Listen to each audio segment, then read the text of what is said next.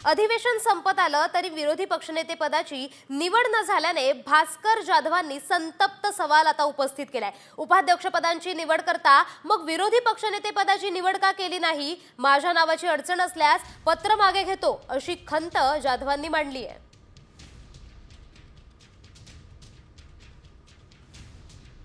त्याच वेळेला उपसभापती पदाची निवड करताय, त्याच वेळेला जर विधानसभेचा जर विरोधी पक्षनेता जर तुम्ही निवड केली असती तर तुमच्या ह्याला कामकाजाला 4 चांद लागले असते। कदाचित जर तुम्हाला माझ्या नावाची अडचण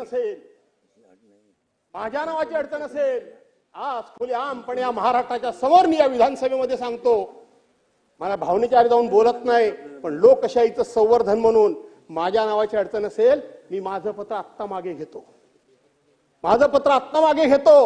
तुम्हाला माझ्या पक्षप्रमुखांकडून, आमच्या महाविकास आघाडीकडून दुसरं कोणाचं पत्र पाहिजे तर देतो।